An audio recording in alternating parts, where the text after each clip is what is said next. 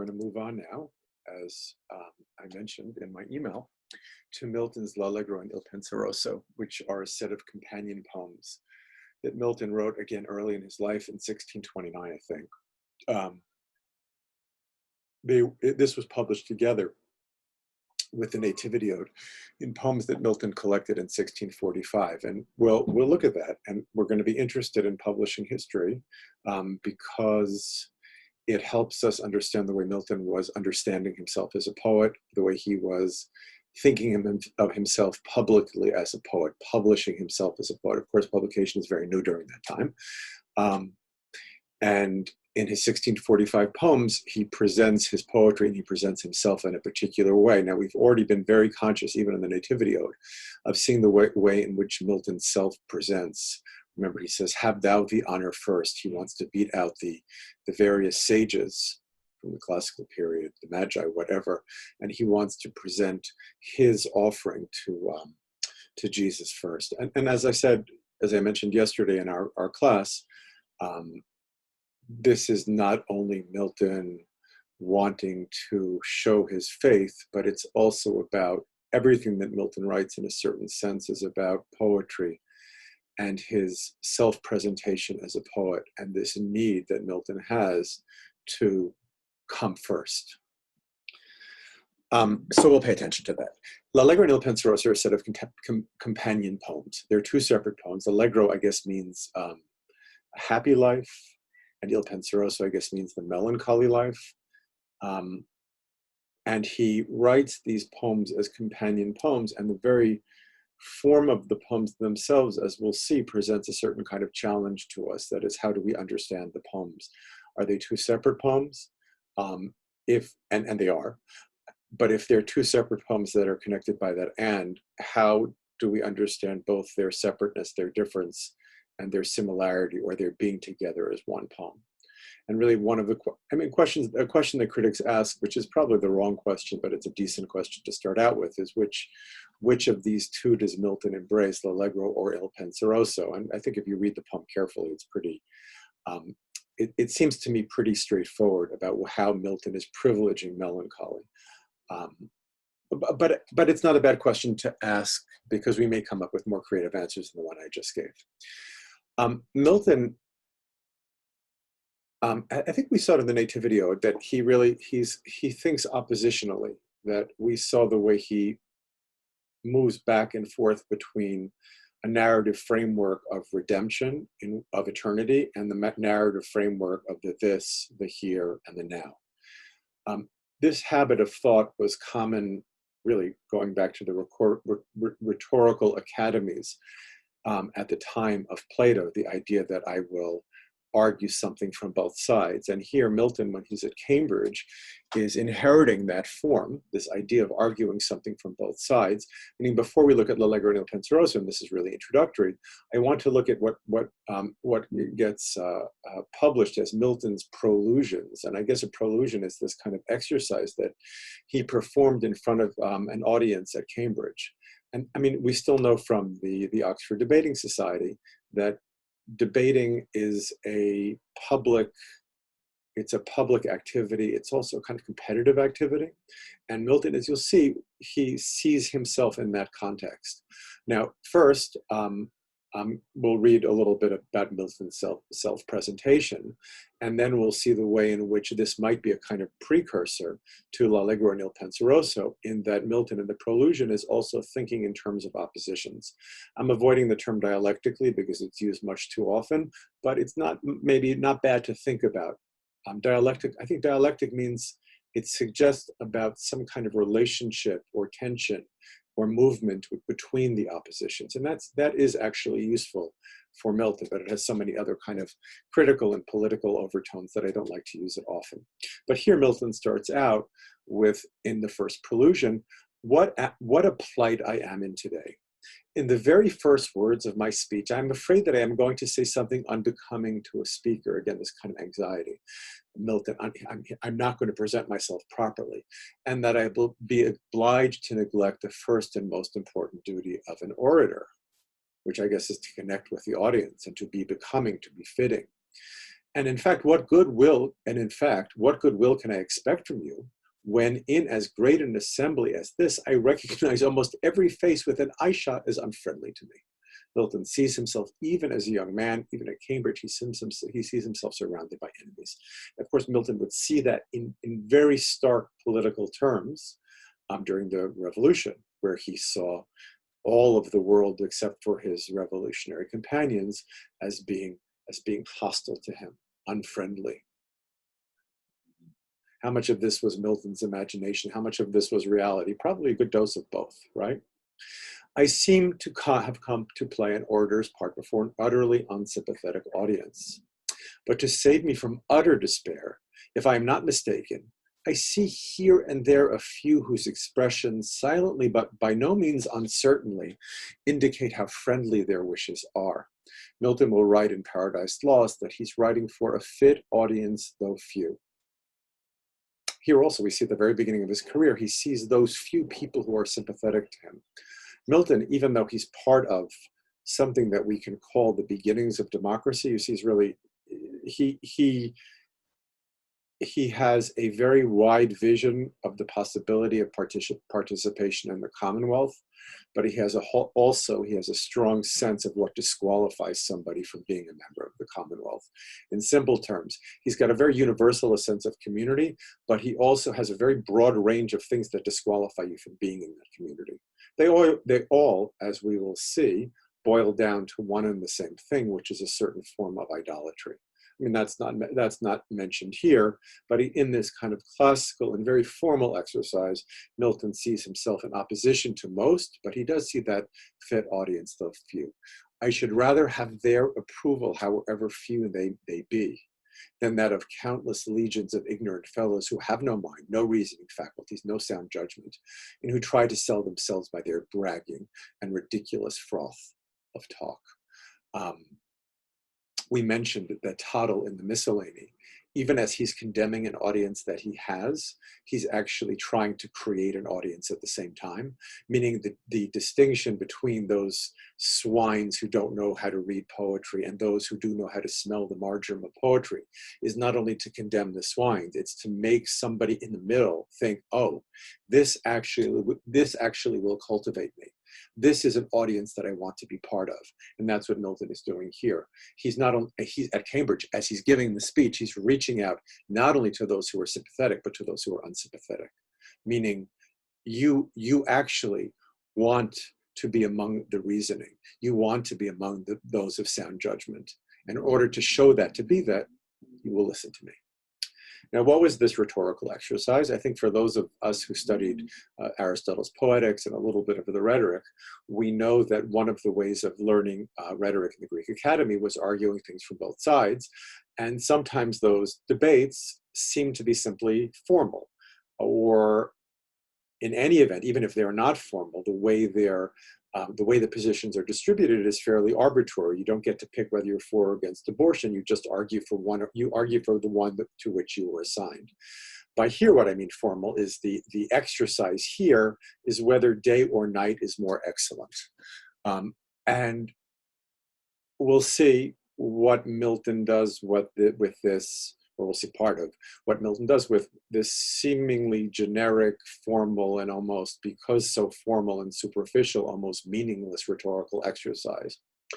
But let's take a look at parts of it. Whether day is more excellent than night, gentlemen, is no ordinary topic for discussion. So Milton is basically saying, Professor Kohlbrenner, you're all wrong about this. This is no ordinary topic for discussion. It's actually serious. Its meticulous and minute examination is the task assigned to me as my part in the business of this morning. Milton will be defending the morning. He's anticipating that. Though the subject seems to suit a poetical performance better than it does an oratorical competition. Fast forward, L'Allegro and Il Penseroso. It's a version of that. I mean, Paradise Lost is a version of that as well, in a sense. But L'Allegro and Il Penseroso seems to be the immediate inheritor of this. That's the poetical performance that Milton will participate in. Did I say that night has challenged day? What does this mean?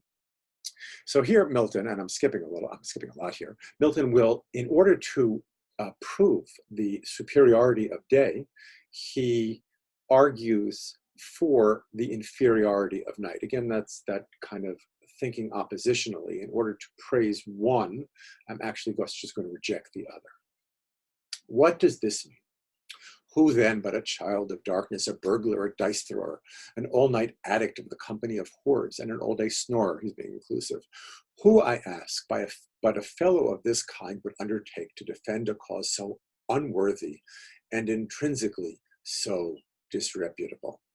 I wonder that the ingrate even look upon the sun, and that he unflinchingly enjoys his share in the common daylight, which he insults. One can only imagine who Milton was debating with, the person who was defending night and being called implicitly a night addict of the company of whores and an all-day snorer. He deserves to be locked up in the Cimmerian darkness, look that up, to spend a long and odious lifetime. Cimmerian, I think, is hellish. And he also deserves to have his oration put his audience to sleep, and to have his words inspire no more confidence a dream. Then half asleep himself, he will be deluded into taking his hearers' nods and snores for applause as he brings his speech to a close. So you see, Milton is embracing this as a formal rhetorical exercise. And by what I mean by that, he's really piling it on. He knows what he's doing. He knows this is kind of over the top. And it's a performance. It's certainly an entertainment. And the entertainment ends, this is the end of it, but I see the black brows of night, and I feel her dun shadows rising, meaning he sees the hall in which he's giving the speech is dimming. I must withdraw, or night will overwhelm me unawares. You, my hearers, since nothing is nothing but the passing, and as it were the death of day, avoid giving the preference to death over life, and rather award me, my cause, the honor of your votes. So Milton really is saying, honor me with your votes. I guess they vote, they applaud at the end to see who wins the debate. And Milton is saying, reward me for my performance. And you, my hearers, since night is nothing but the passing, and as it were the death of day, avoid giving the preference to death over life, and rather award my cause, the honor of your votes. It's interesting that Milton, even as he's celebrating day, he feels the black brows of night, her dun shadows rising. I must withdraw, or night will overwhelm me unawares. And in a way, that's becomes a kind of caption for a lot that Milton does as a poet. We'll come back to this. William Blake said Milton is of the devil's party without knowing it. And that's his reading of Paradise Lost, that Milton, the unconscious energies of Paradise Lost are all behind Satan. It's an interesting reading, we'll come back to it. But here you see kind of a coming attraction for that. I must withdraw, or night will overwhelm me unawares. Great stuff, right? Here's the Milton, and we're looking at it because it provides a coming attraction for l'Allegro and Il Penseroso. Interestingly, you can't make an argument, a sensible one, that Milton prefers l'Allegro. So the poetic performance that Milton is anticipating, l'Allegro and Il Penseroso, the one he anticipates here in the first prelusion, it reverses the priorities of what he says in the prelusion. Meaning, it seems in some sense, and this is what's really interesting about the poem, it seems in some sense that Milton is praising night. We'll have to see, though, what kind of maneuvers he does in order to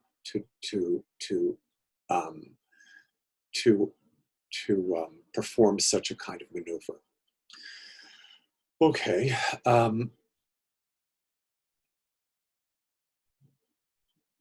Il Penseroso also suggests not only sadness, but melancholy. We know about melancholy from Freud, Mourning and Melancholy.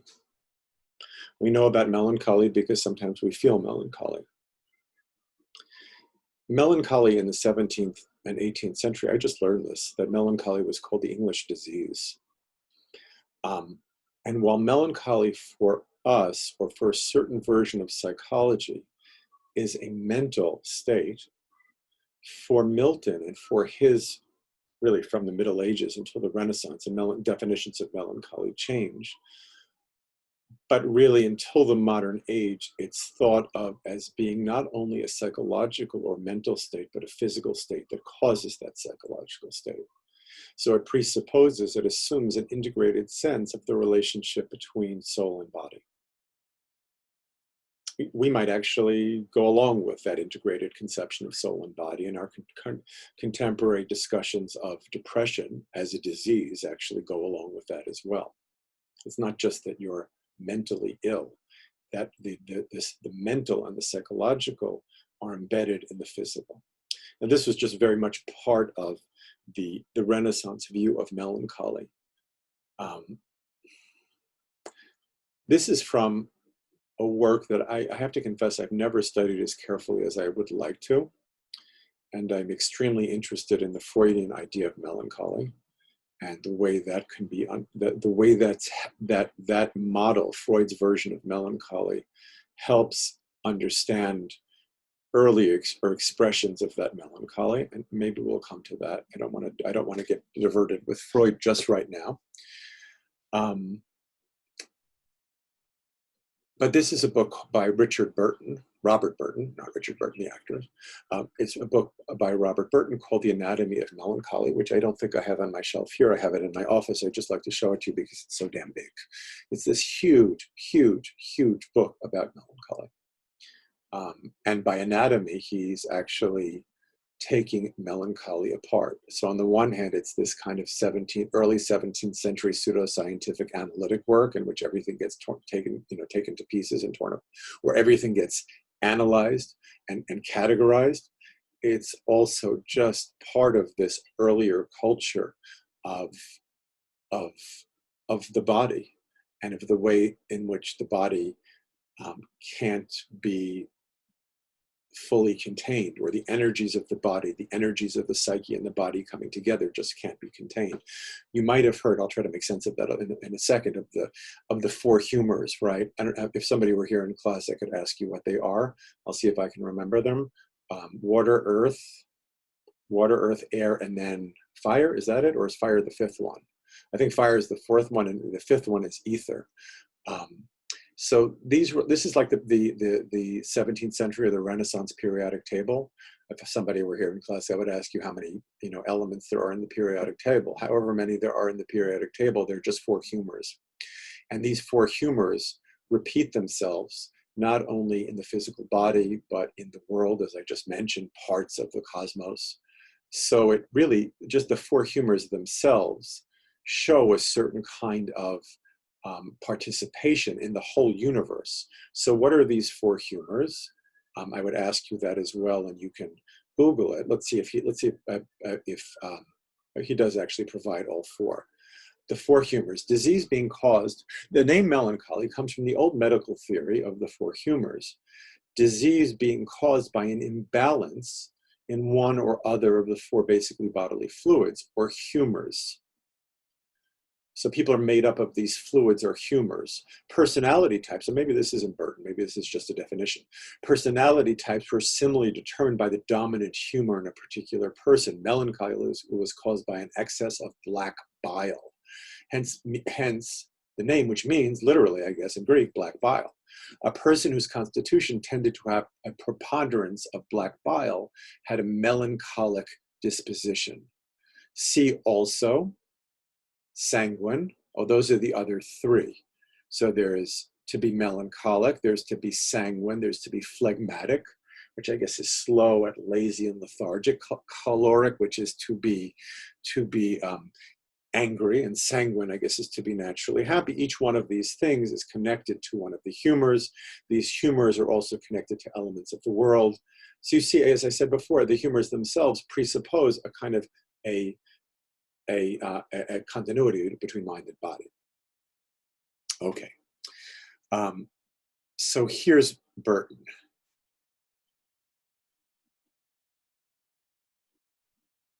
You just see it's like, it's craziness, this stuff. I mean, he just goes on and on and on. Um,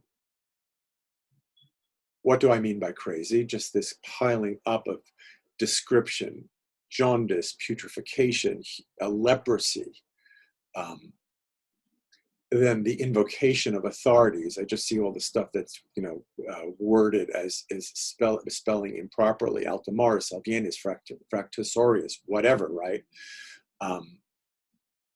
This, again, piling on of authorities. I don't know what Burton is doing here. Whatever he's doing, it's not straightforward. Meaning he's not just showing how learned he is, but let's just look at this bolded part that I bolded before our class today. Here he's describing a certain kind of melancholy. The most general class is dotage, or anguish of the mind of a principal heart. Part. I'm skipping the citations, to distinguish it from cramp and palsy and such diseases as belong to the outward sense and motions, meaning it's not only outward. Depraved, to distinguish it from folly and madness, in which those functions are not depraved, but rather abolished. Without an agu is added by all to sever it from frenzy, and that melancholy which is in a pestilent fever.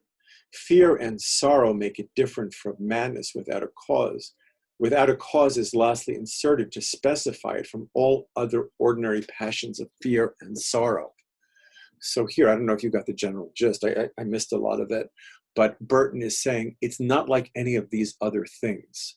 And it has characteristics which make it individual. Fear and sorrow make it differ from madness. So if you think it's just being mad, which I guess we'd have to look up what that meant. We can maybe see that in Shakespeare and other places. It's different from madness. Without a cause is lastly inserted to specify it from all ordinary passions of fear and sorrow. Wow. So it's don't think it's like madness, and it's not like all ordinary examples of fear and sorrow, because it's without cause, right? We often think of the primitive nature of, you know, early psychology, you know, especially all these brain scientists and these cognitive scientists. Let them read Homer, let them read Virgil, let them read Shakespeare, for goodness sake, let them read Burton, right? We obviously, they don't have the same kind of diagnostic capacities. And thank God they have greater ways of medical intervention. But in terms of being able to describe the human psyche in distress, Burton, right? So why do I mention this? Because really, Milton is writing, as our department has been teaching you for the past 3 years, Milton is writing in a context. And in order to figure out what Milton is doing, one has to find out what vocabularies are available to him. So when he invokes melancholy, as he does at the beginning of L'Allegro, the first 3 words of L'Allegro are, hence loathed melancholy. So when L'Allegro,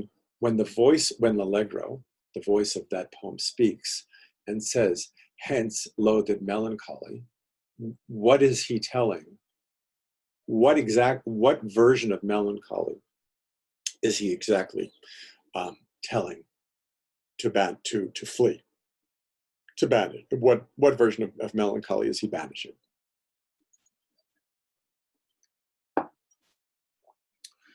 Now,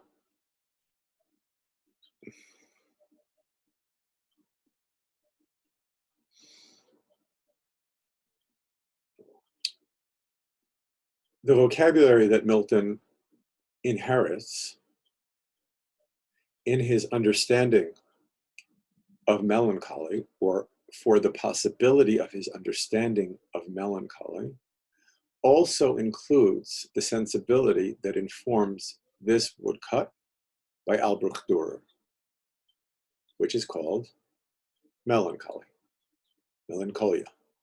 You can see it up here, right?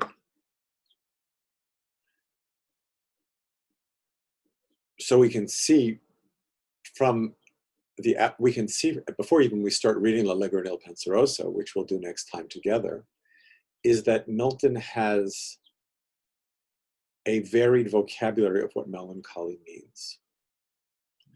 Now, we've also spoken at length about how pictures, how visual images are texts, and nothing screams out, read me, interpret me, like this woodcut.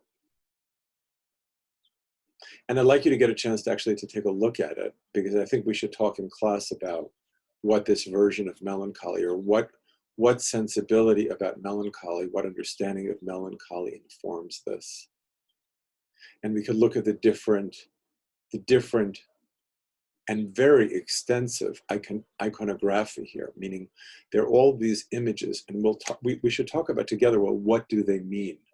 Why this ball here? Is this a broken, what is this here? Why is there a dog here? Why is he sleeping? Why is she figured as an angel? I mean, that we can order that's more obvious, and that is informing what I'm saying, that this is obviously a very different version of melancholy, but we might want to focus on how she's represented, what she has in her hand, what her eyes are doing. Who is this? This looks like the cherub Cupid. He also seems to be either sleeping or pensive in some way. Why is there a ladder here? What is this here? Some kind of tool or hammer. What is this square of 16 different numbers? Why are there scales, presumably of justice here? Nails, tools at her feet. What is this? I never figured out what this thing is. And what is this object over here? So this woodcut is obviously replete, ready for interpretation. And as I was saying, before we can read L'Allegro nel Penseroso, we just have to have this in our toolbox, as well as what Burton is spelling out, and what's kind of implicit in Milton's description of the night in the Prolusions. So we're good, I think. We're becoming, as I said last time, we're becoming Miltonists. And it's a great thing to become a Miltonist, because when you understand Milton, you know it. It's a little harder, but Shakespeare, because Shakespeare is so Shakespeare, as I've said to you, I'll say it again. You know, imagine yourself at a dinner party, and both Milton and Shakespeare are both sitting at the table. So during the dinner party, Milton is the person who talks the entire time, and Shakespeare is the guy about which some woman who's leaving afterwards, forgive the gendered heterosexual parable, but some woman who's leaving looks back and asks the host, who is that cute guy who was quiet the whole meal? Because with, I still think that's funny. With Milton, his voice is overpowering, right? It's in some sense, we just see the presence of his voice all the time. When Shakespeare's voice is almost invisible. In that way, they're totally opposite poets. Which doesn't mean to suggest that Milton is simplistic, but when you start to become a Miltonist, you start to be aware of the complexity of his voice. And then you could, and once you do that, then you can have arguments about, well, how is Milton using that complexity in his works? So we will, in class next time, I'm lost in my own digression, we will spend next time looking at the two poems, the two voices, the voice of L'Allegro, the voice of Il Penseroso. We'll pay attention to the way, of course, Il Penseroso has the advantage in getting the last word. I mean, and that's why I said it's impossible to argue for the preference of L'Allegro, because Milton, he tips his hand and gives Il Penseroso the last word. Anyway, looking forward to next time. As I was saying before, right, you're Miltonist, so you have already, I'm saying this is the pep talk for reading, you have already a sense of what Milton does, how he thinks in terms of opposition. And I would also tell you, Miltonists and everybody else out there, don't get overwhelmed by the citations, by the different references. Every reference that you look at will be meaningful in some way, but just read in such a way that you don't lose the music, that you don't lose, I mean, that's really, if you don't lose the music and you start hearing Milton's voice, all the references won't really matter. And that will be for later research, for later discussions. Enjoy. See you next time.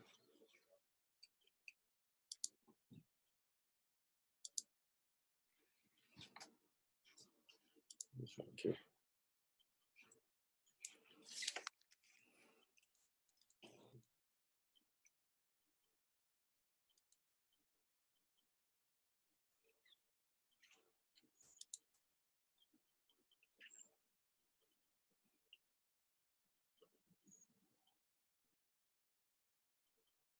Okay, and meeting.